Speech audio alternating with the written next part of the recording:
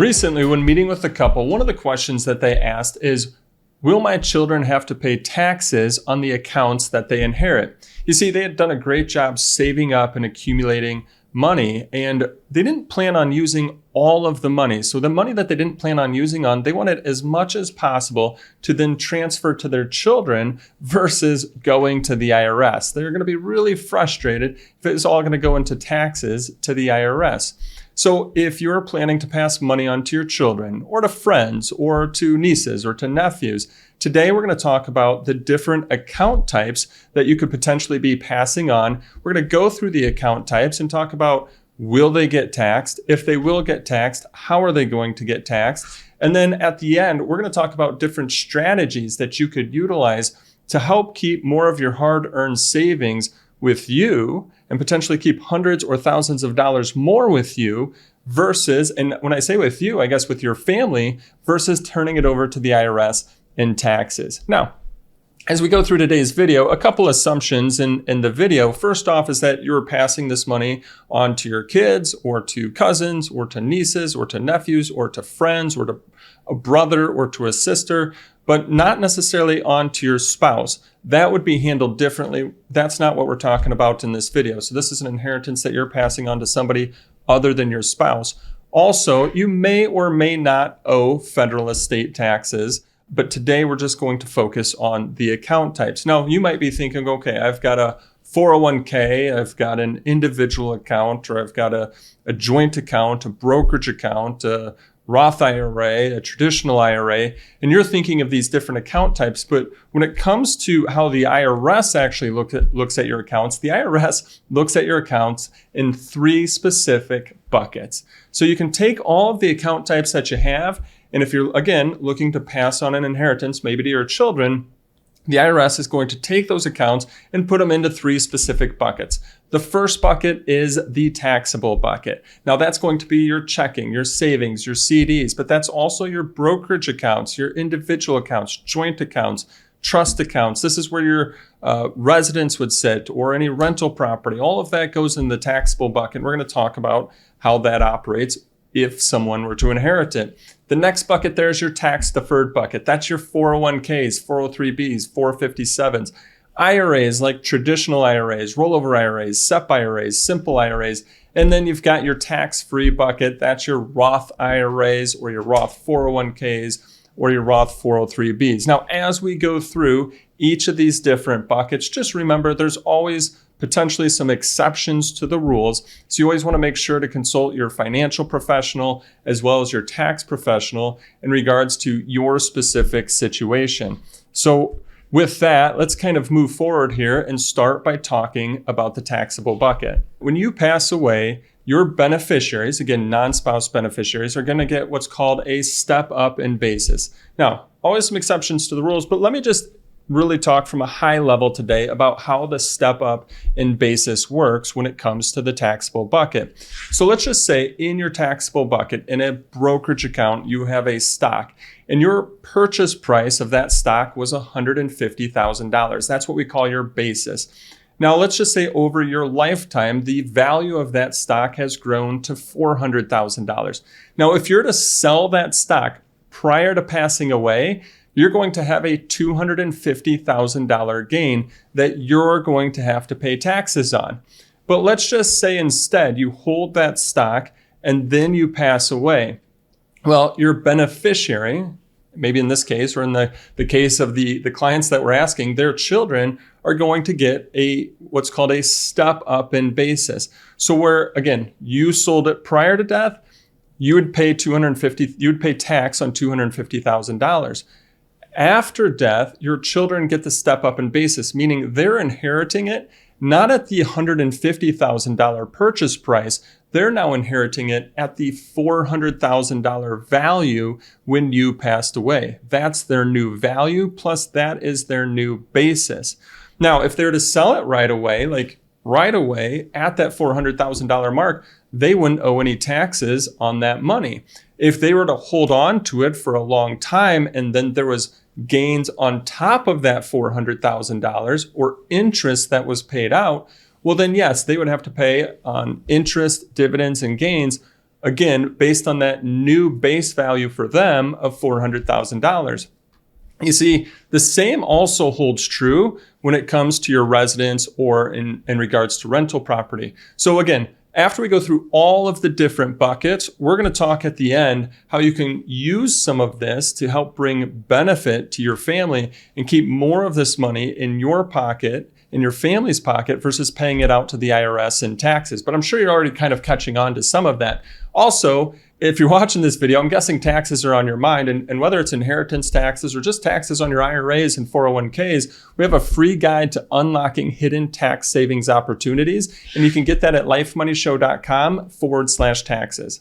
Next, let's talk about the accounts that sit in that middle bucket or the tax-deferred bucket. This would be your IRAs, your 401ks, 403bs, SEP IRAs, simple IRAs. All of this money, when you put it away, you actually got a tax deduction in the year that you put it away. So you haven't paid income tax on any of this money yet. So whether it be you taking it out or your beneficiaries taking it out, whomever's taking the money out of these accounts, they're going to have to pay income tax on every dollar that they take out. If they take it all in lump sum in cash, they're going to have to pay tax on all of that cash that they take out. Now, we'd recommend inheriting it in a inherited IRA. Now, there's different ways to inherit an IRA account, and we have a video on that. We're going to link to that here.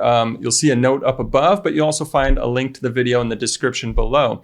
And there's always exceptions to the different rules that we're talking about here. But let's just say, in general, if you create an inherited IRA, your beneficiary does, and it's after the year of 2020, so the death took place after 2020, the 10-year rule is going to apply. What does that mean? Well, that means that they have 10 years to take all of the money out of that IRA account.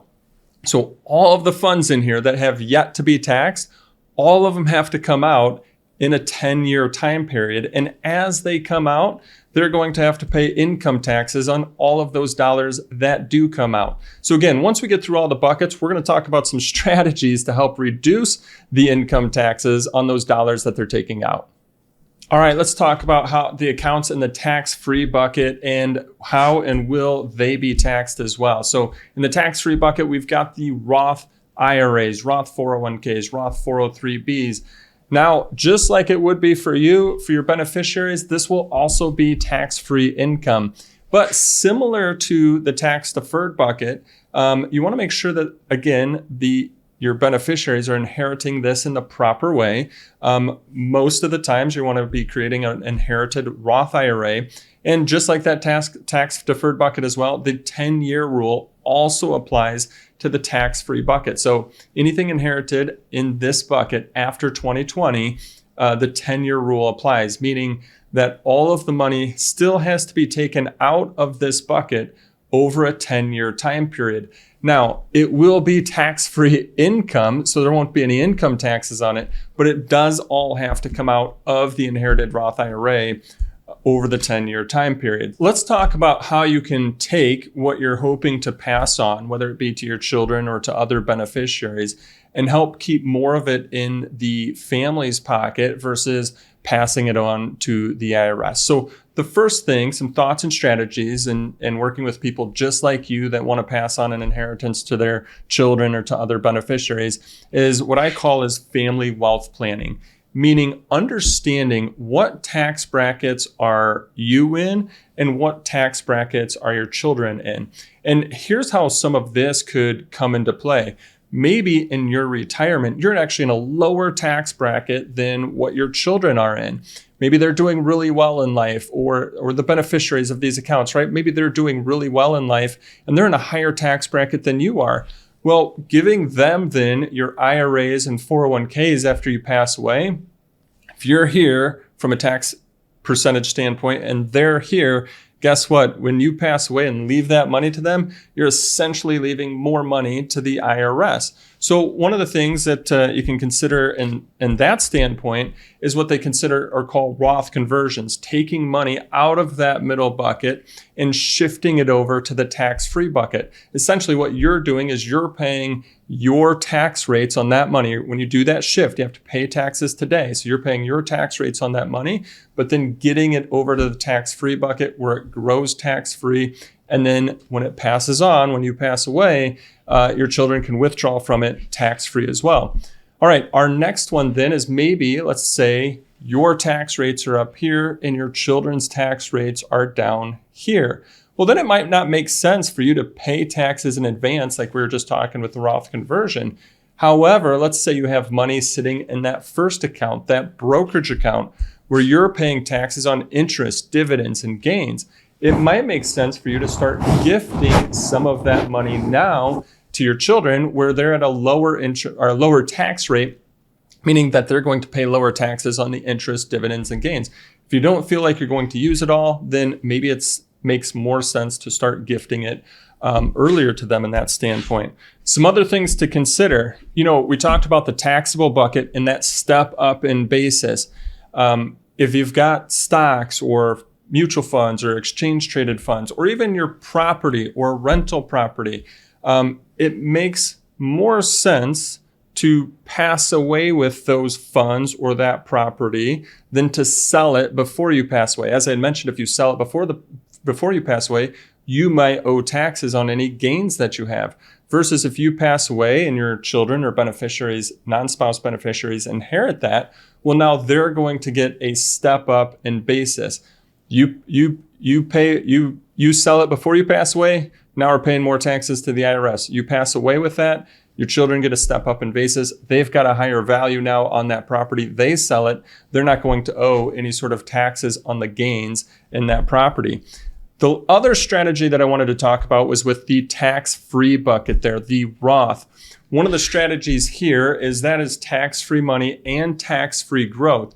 So if they're to do an inherited Roth IRA, and we said, yes, the money does have to come out over 10 years, well, one of the things that they would want to consider is letting it grow as much as possible. And in that case, maybe taking out one larger lump sum at the 10th year. Now, depending on the situation, they may or may not have to take required minimum distributions from the bucket in those other years. But the main thing would be is letting as much of it grow tax-free as possible, and then take that tax-free money out in the 10th year. Whereas if they feel like, I'll just kind of spread it out amongst the years, well, now they're taking that money out and it has to go into some other type of account where they may then get taxed on interest, dividends, or gains. So hopefully you found these strategies helpful as you kind of go through this family tax planning thought process of, okay, you've saved up money, you don't plan to use it all, so you want to make sure that it goes to your beneficiaries in the most tax efficient way possible. Will they get taxed on some of the accounts? They could get taxed on some of the accounts. What you do about it as a family and in advance could depend on how much of it stays with the family versus going to the IRS. Hey, if you found this video helpful, you want to see other videos on how to reduce the taxes on your IRAs and 401ks, or about Social Security or retirement in general, subscribe to our YouTube channel as we're coming out with new videos on topics just like those each and every week. Thanks, and have a great day.